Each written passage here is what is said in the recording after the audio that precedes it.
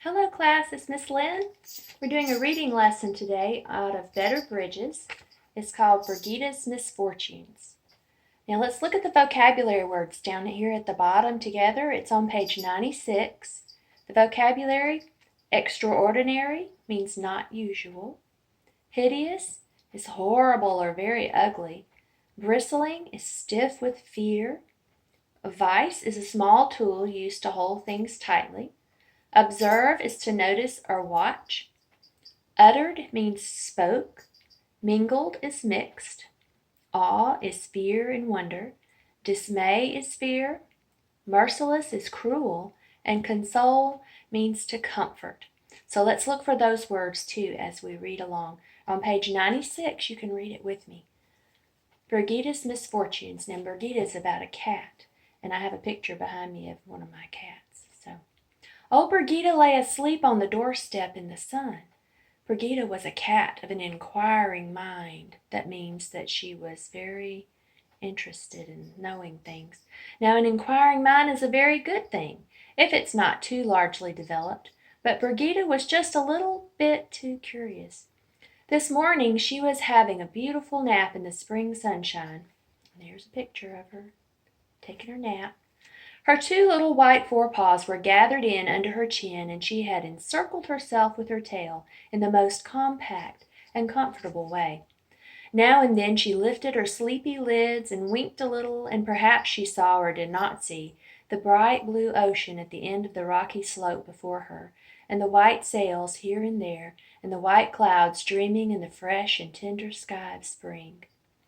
Presently a sound broke in the stillness, and she pricked up her pretty pink-lined ears and listened intently.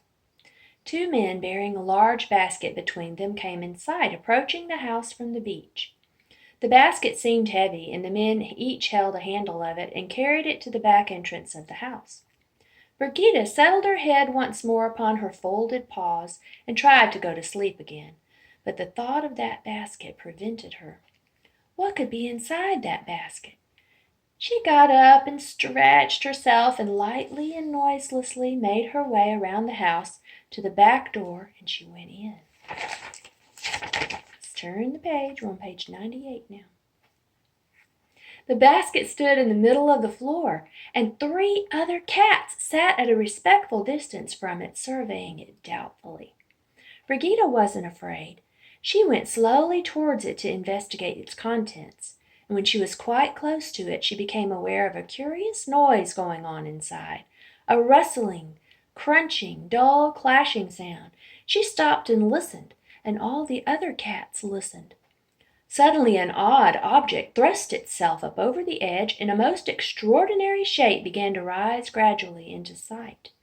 Two long, dark, slender feelers waved about aimlessly in the air for a moment, and two clumsy claws grasped the rim of the basket, and by their help a hideous dark body bristling with points and knobs, and cased in a hard, strong, jointed armor, with 8 legs flying in all directions, rose before the eyes of the astonished cats. Each leg was framed at the foot with short, yellowish hair, and the inner edges of the huge claws were lined with rows of sharp, uneven teeth, opening and shutting with the grasp of a vice. It was a living lobster. Lobster. Those among you who have never seen living lobsters would be quite as astonished as the cats were at this unpleasant appearance. It seems a mixture of a spider and a dragon. Its jet-black shining eyes are set on short stalks and projected from its head, and the round balls turn about on their stems and survey the world with a hideous lack of feeling. It has a long jointed tail, which it claps together with a loud clash, and with which it draws itself backward with wonderful rapidity. Such was the hard and horny monster that raised itself out of the basket and fell with a loud noise all in a heap on the floor before Bergetta. She drew back in alarm, and then sat down at a safe distance to observe this strange creature. The other cats also sat down to watch farther off than Bergetta, but quite as much interested. For a long time all was still. The lobster, probably rather shocked by its fall, just lay where it landed, lay just where it had landed. Inside the basket, a faint stirring and wrestling and clashing was heard from the other lobsters, that was all. Bergetta crept a little nearer the basket. I needn't be afraid of that thing, thought she. It doesn't move any more. Nearer and nearer she crept, the other cats watching her but not stirring. At last she reached the lobster, which sat blowing a cloud of rainbow bubbles from its mouth, but making no other movement. Bergetta ventured to put out her paw and touch the hard shell. It took no notice of this, though it saw Bergetta with its odd eyes on stilts. She tried another little pat. The lobster waved its long antennas or feelers that streamed away over the back in the air. That was charming. Bergetta was delighted. The monster was really playful. She gave him another little pat with her soft paw, and then boxed his ears, or the place where his ears ought to be. Well, this was fun. First with the right and then with the left paw, she gave him little cuffs and pushes and pats, which moved him no more than a rock. At last he seemed to become suddenly aware of Bergetta's presence, and he began to move his huge front paws uneasily. Still Bergetta frisked about him, till he thrust out his 8 smaller claws with a gesture of displeasure, and opened and shut his clumsy teeth of the larger ones in a way that was quite dreadful to behold. Well, this is very funny, thought Bergetta. I wonder what it means. And she pushed her little white paw directly between the teeth of the larger claw, which was opening and shutting closely. Instantly, the 2 sides snapped together with a tremendous grip, and Bergetta uttered a scream of pain. Meow! Her paw was caught in a vise. In vain she tried to get away. The lobster's claws clasped her delicate paw in a grasp altogether too close for comfort. Crying with fear and distress, Bergetta danced about the room, and everywhere Bergetta danced, the lobster was sure to go too, clinging for dear life. Up and down and over and across they went in the wildest kind of jig, while all the other cats made themselves as small as they could in the remotest corners and watched the performance with mingled awe and dismay. They weren't happy, were they? At last someone heard the noise and came to the rescue, thrusting a stick between the clumsy teeth and loosening the grip of the merciless claw. Poor Bergetta, set at liberty, limped off to console herself as best she might. For days she went limping about, so lame she could hardly creep around the house.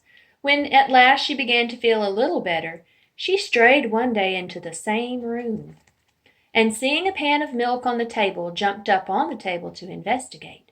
Naughty Bergetta!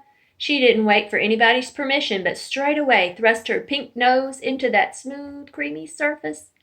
Now it was washing day, and just under the edge of the table, on the floor behind Bergetta, was a tub full of hot suds. So they used to wash, not in a washing machine, but in a tub. She lifted up her head for the first taste of the cream. Oh, horror! What did she see? Just opposite on her the table was another lobster, with its long feelers bristling. It had been boiled, by the way, but of course Bergetta could not know this. She gave one terrified leap backwards and fell, splash, into the tub of warm suds. What a commotion! With ears and eyes and ears and nose and mouth full of soapy foam, she crawled out of it and ran to the door and out into the cold, leaving a long stream of suds behind her.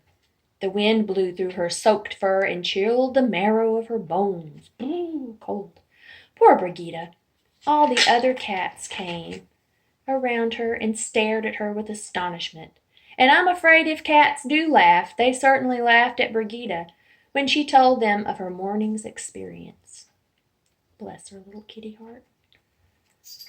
I don't think she ever teased a lobster again, or tried to steal milk from the pan, but she went mewing about and rubbing her cheek against the kind little cook's foot until she gave all the cat could wish. All a cat could wish, and let's hope that she escaped any more such disasters during the rest of her life. And that is the end. Now, she was a mischievous little cat, wasn't she? Now, how do you know she was inquiring? Because she was always investigating new things, wasn't she? I'm glad you're inquiring. What kind of trouble did it cause her? She was first caught by the lobster's claws, and then she fell into sudsy water, soapy water. When do you think she should have stopped investigating? Maybe right before the lobster got her, or right before she fell into the soap. But sometimes we're inquiring, aren't we? We want to know different things, and I'm glad you're inquiring too. I love you guys, and I hope you're doing really, really well. Just let me know if I can help you with anything. I'll talk to you later. Bye.